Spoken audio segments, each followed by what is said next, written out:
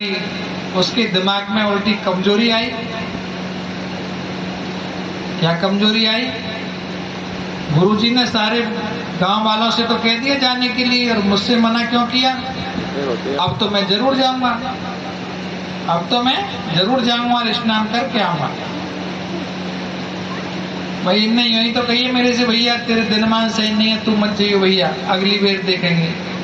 मना कर दिया और सबसे हाँ किया है। हे महाराज, उसी प्रकार से एक घर में बड़ी सुशील स्त्री थी, उसकी सासू माँ भी जा रही थी स्नान करने।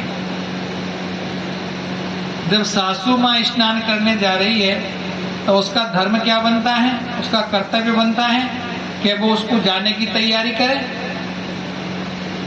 अपने भावों को व्यक्त ना करे। अपनी सासू जी की भी तैयारी करते गंगा स्नान जाने की। ठीक है सासू जी, आप प्रेम से स्नान कराओ, लेकिन भीतर से महाराज लालसा हो रही है कि मैं भी जाती स्नान करने, कितने का आनंद आ जाता, लेकिन अब केवल कौन आवाज। मन में बड़ा तीव्र भाव, ज्वार भाटा आ रहा है। ज्वार भाटे का मतलब समझ रहे हो? आवेग प्रवेग। जैसे समुद्र में ज्वार भाटा आता है, ऐसे में बहू के भीतर ही भीतर हुलस हुलस करके पेट में से ये आवाज आ रही है, लेकिन व्यक्त नहीं कर सकती। माता जी जा रही है तैयारी कर। सारे लोग जाकर के बैठ गए बस में, और जाकर के गंगा जी के किनारे पर अपना सामान रखा और स्नान करने के लिए गंगा जी में प्रवेश किया।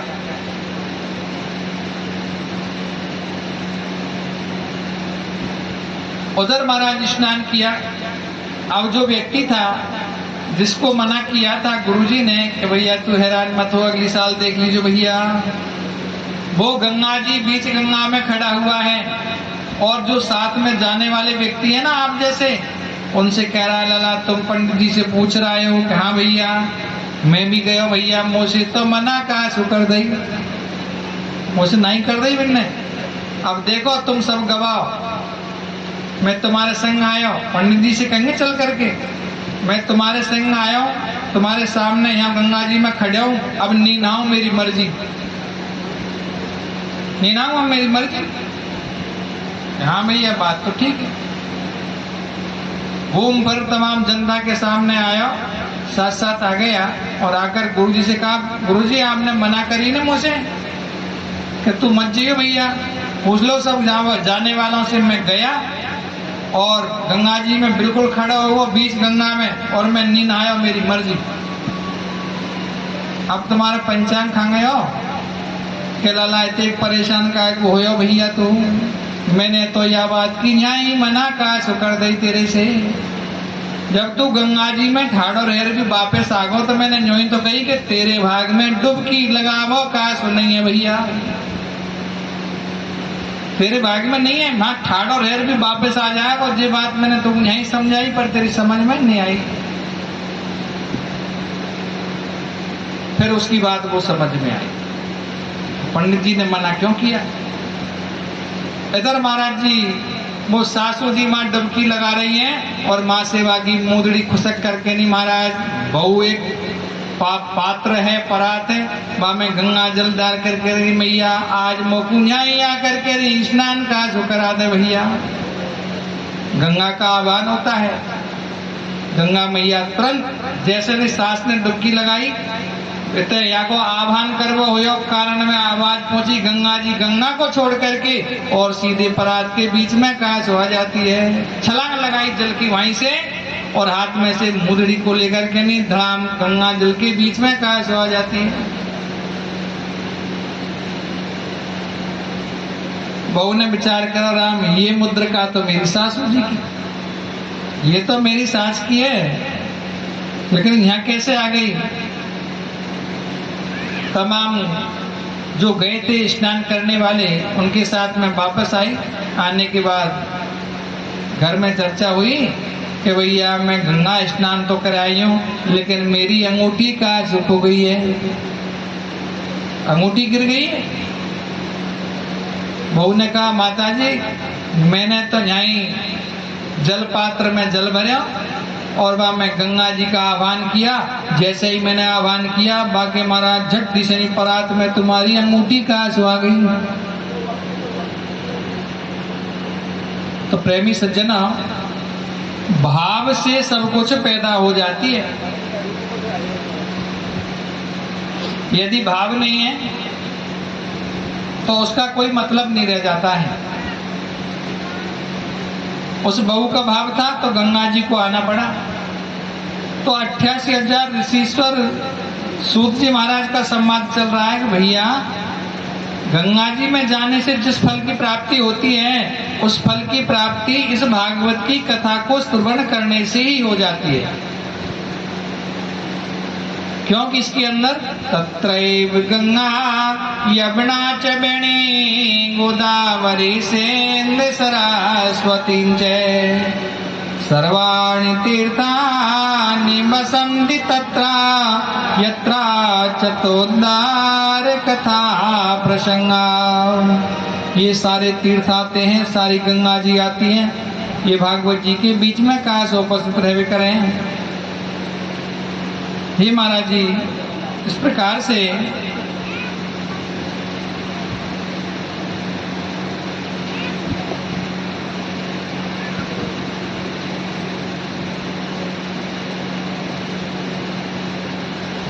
भगवान ने हमारे यहाँ नाना प्रकार से अवतारों को धारण किया है। तो महाराज जी, ये अवतार क्या है? भगवान का एक ऐसा स्वरूप है जिसका नाम विराट स्वरूप के नाम से अपन जानते हैं। हजारों नासिका हैं, हजारों कान हैं, हजारों नेत्र हैं। ऐसे उस परमात्मा के बिंब से जब काम पड़ता है इस भूतल के ऊपर, इस पृथ्वी के ऊपर, जब परमात्मा का अवतार लेने की आवश्यकता होती है, तो उसके अंदर से अंशों को लेकर के और ठाकुर जी का अवतार इस भूतल के ऊपर होता है, उसका कारण होता है।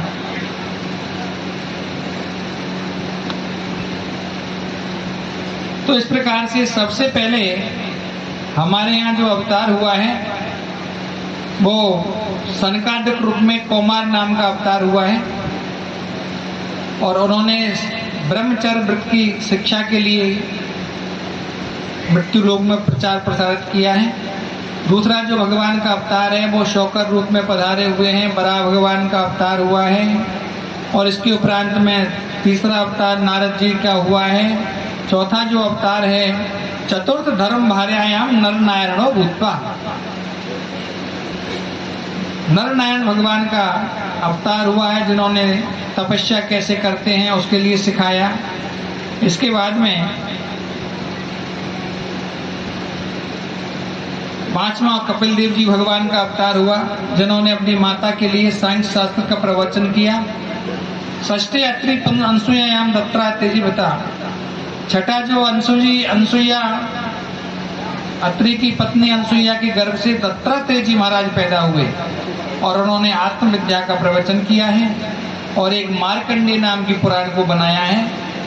मार्कंडेय पुराण किस प्रकार की है? जैसी भागवत पुराण है इसी प्रकार से मार्कंडेय नाम की पुराण है।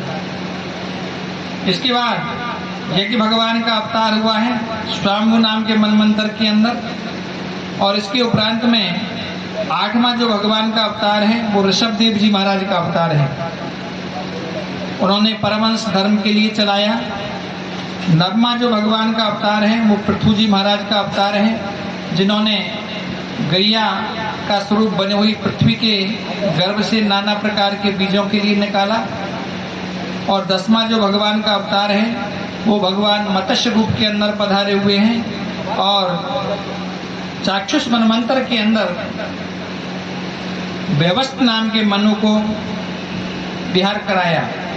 11वां जो भगवान का अवतार है वो पूर्व भगवान का अवतार है। देवासुराणाम उदति मंगताम सत्ताम मद्रादि पृष्ठम दते।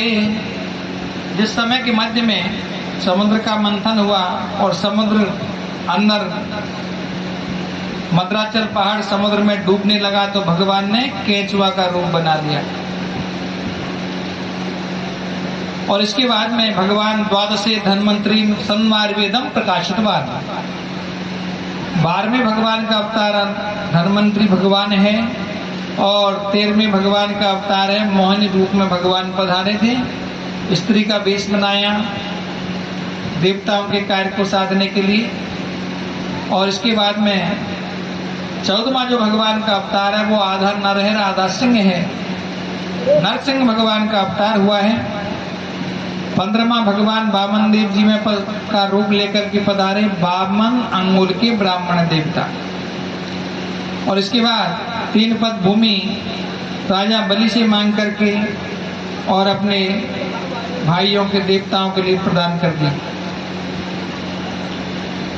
इसके उपरांत 16वां अवतार भगवान परशुराम जी का है और 7वां अवतार पाराशर के यहाँ सत्यवती नाम की स्त्री में व्यास जी महाराज का अवतार हुआ, जिन्होंने वेदों की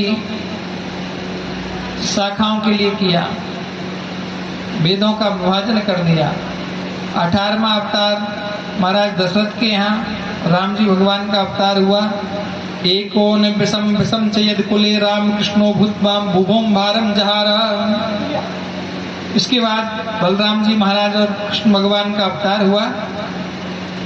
इसके उपरांत में बुद्ध नामम गया प्रदेश भविष्यति, आगे चल कर के कलयुग में कल्कि नाम का अवतार होगा।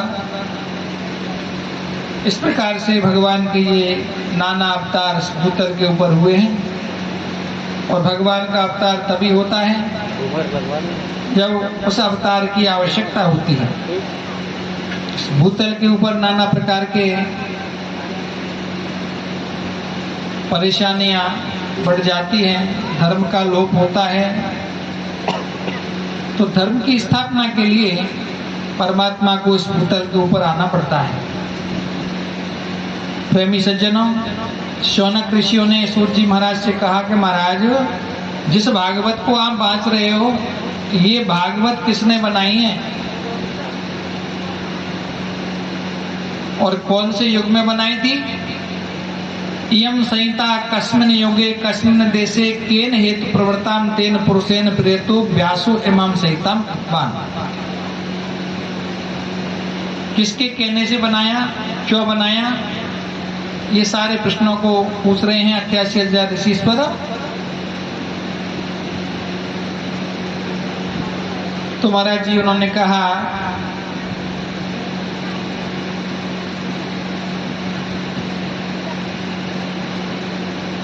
कि महाराज जी देखिए, सूत जी महाराज वर्णन कर रहे हैं द्वापर युग चल रहा था, द्वापर युग चल रहा था। द्वापर युग के अंदर पाराशर ऋषि के अंश से सत्यवती नाम की स्त्री में हरेर अंशो व्यासो जाता, व्यास जी महाराज का जन्म हुआ। स एकदा सूर्योदयो एकांते आसीनम सनम सरस्वत्याम स्नादिकम कृत्वा। एक समय व्यास जी महाराज ने सरस्वती नाम की नदी में स्नान किया और स्नान करके एकांत पर बैठे और बैठ करके दिमाग में क्या बात आ रही है कि महाराज जी आगे आने वाला युग कलयुग होगा। कलयुग में स्वल्पायसो छोटी बुद्धि वाले मनुष्य होंगे, दुर्भागी मनुष्य होंगे, मंद बुद्धि वाले होंगे, अकाल मृत्यु वाले होंगे। तो इतने बड़े को कौन पढ़ेगा इस वेद को? ऐसा करता हूँ मैं, इस वेद को 4 भागों में विभाजित कर देता हूँ। तो महाराज जी उन्होंने 4 शिष्य बनाए वेद व्यास जी महाराज ने, और ऋग्वेद के लिए पैल मुनि के लिए पढ़ा दिया, श्याम वेद के लिए जैमिनी के लिए पढ़ा दिया, वैशम पायकने के लिए यजुर्वेद के लिए पढ़ा दिया, और अथर्ववेद के लिए समंत नाम के ऋषि के लिए पढ़ा दिया। और सूत जी महाराज कह रहे हैं इतिहास पुराण जितने भी हैं उनको मेरे पिताजी रोमहर्षण जी के लिए सूत जी महाराज पढ़ा दिया, वेद व्यास जी महाराज ने पढ़ा दिया। फिर भी महाराज उनको मन को शांति नहीं मिली, तो महाराज जी उन्होंने एक पुस्तक और बना दी, उसका नाम महाभारत। महाभारत की किताब बना दी वेद व्यास जी ने। फिर भी मन को शांति नहीं मिल रही है। एक समय नारद जी महाराज भ्रमण करते हुए आए वेद व्यास जी महाराज के आश्रम पर।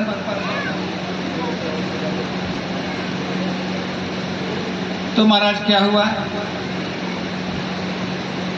आसन देकर के उनको बिठाया।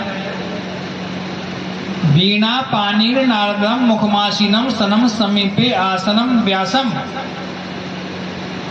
प्रवाच। आसन देकर के बिठाया नारद जी के लिए। और व्यास जी महाराज ने कहा, महाराज मैंने एक वेद के 4 टुकड़े कर दिए हैं, मेरे 4 शिष्यों के लिए पढ़ा दिया, लेकिन फिर भी मेरे मन को शांति नहीं मिल रही है। इसके बाद मैंने महाराज जी महाभारत बनाया, फिर भी मेरे मन को संतोष नहीं है।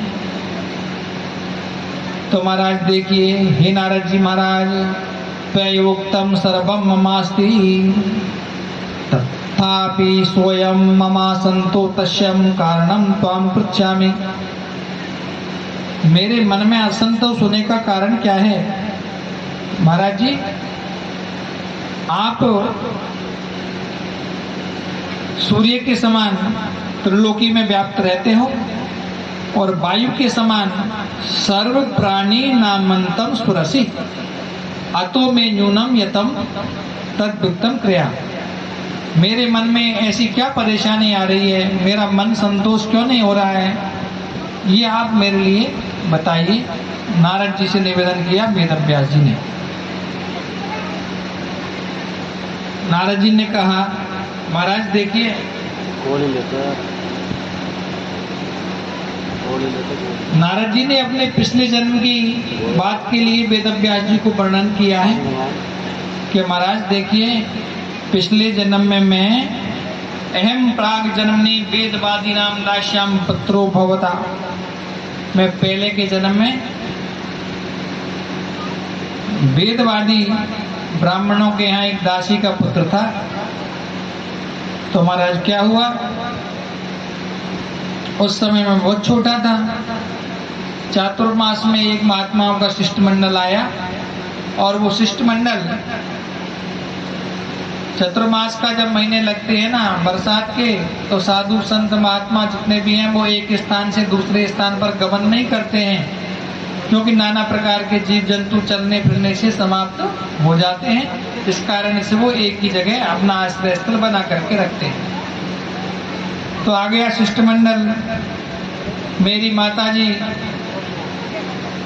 उनके यहाँ महाराज जी सेवा कार्य करती थी, मैं भी मेरी माता जी के साथ में जाता था। तो महाराज तेषाम मुष्ठान्नम तीर्णानुतम जाता, वो महाराज जब भोजन करते थे तो भोजन करने के उपरांत जो अन्न शेष रह जाता था उसको मैं भी प्रसाद के रूप में भक्षण कर लेता था। नारद जी ने कहा, तो उससे क्या हुआ कि मेरा मन शुद्ध हो गया, मेरा मन शुद्ध हो गया भगवान के प्रसाद को लेने से। मेरे मन में क्या बात आ रही है? नारद जी कह रहे हैं वेद व्यास जी से, मेरे मन में ये बात आई कि मेरी मैया है और नहीं तो मैं भी बाबा जी बन जाऊं या गृहस्थी आश्रम को छोड़ दूं। मेरे ऐसे मन में भाव जागृत होने के लिए लगे। तो महाराज जी चतुर्मास के उपरांत जब वो महात्मा चतुर्मास के अंदर भगवान का ध्यान करते थे, कीर्तन करते थे, मैं भी महाराज जी उनके साथ में रहता था। धीरे धीरे मेरा मन भी भगवान के चरणों में लग गया, भगवान में मेरी विशेष आसक्ति हो गई। चतुर्मास के महीने समाप्त हुए और महात्मा लोग अपने स्थान के लिए पधार गए। मेरे मन में बड़ा भारी उथल पुथल मच गई। मैं भी चलता महात्माओं के साथ में, लेकिन मेरी माता जिंदी है, अभी मैं महात्मा नहीं बन सकता। पहले मेरा कर्म है मेरी माता का सेवा करना, पूजा करना, सर्वप्रथम धर्म यही बनता है। इधर तो नारद जी के दिमाग में ये चल रही है और मैया के दिमाग में क्या चल रही है?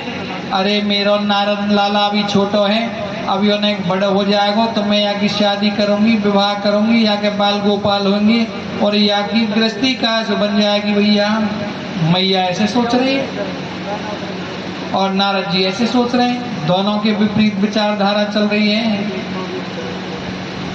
प्रेमी सज्जनों, एक समय प्रातःकाल की बेला में नारद जी की माँ गैया का दूध काटने के लिए एकदा मे माता निशी गोदोहनार्थम, गैया की धार काटने के लिए प्रातःकाल की बेला में गौशाला में पहुंची।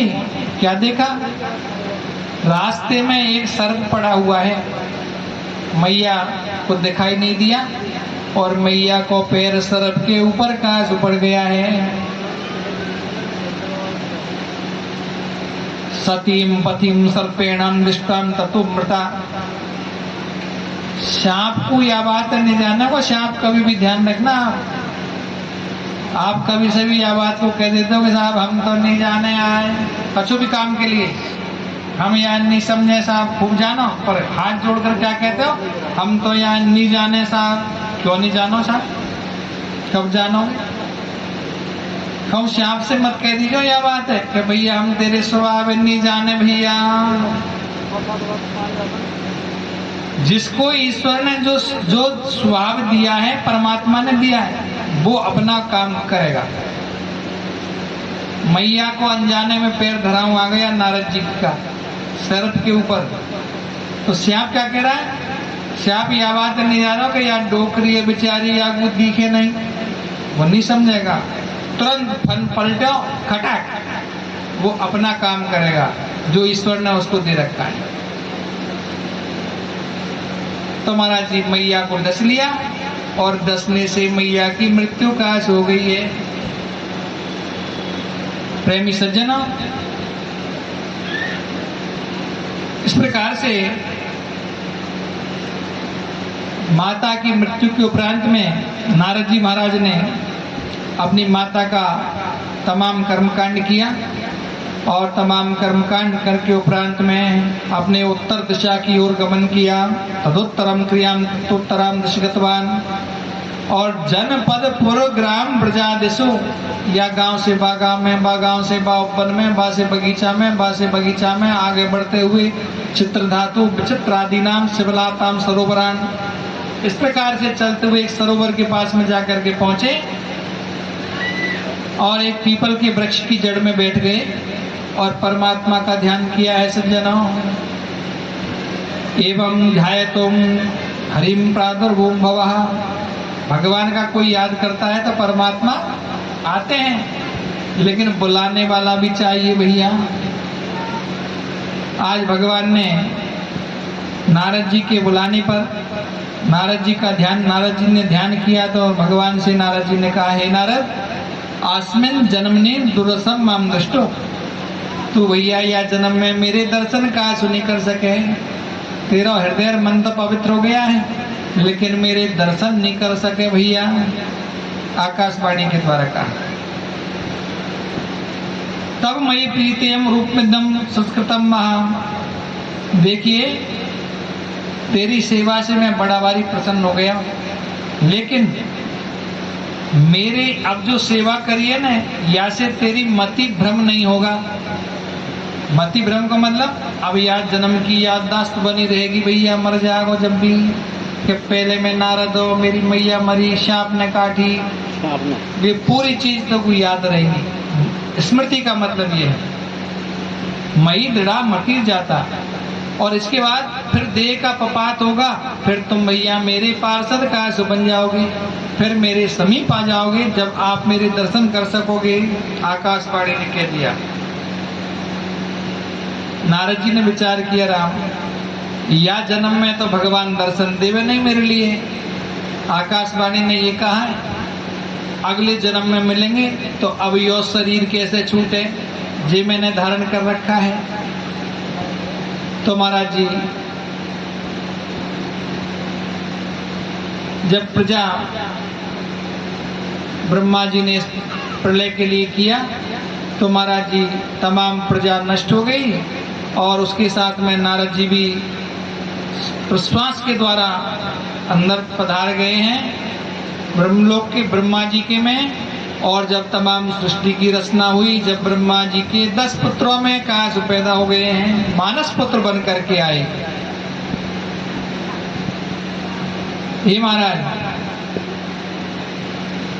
सूर्य जी ने कहा, सूर्य जी से कह रहे महाराज, नारद वेदव्यास जी से कह रहे नारद जी महाराज कि इसके बाद मैं नारद बन गया हूं और देवता ने वीणा दे दी, या मैं 7 सुर है, सा रे गा मा पा धा नी सा नी धा पा मा गा रे सा, 7 सुरों की वीणा है।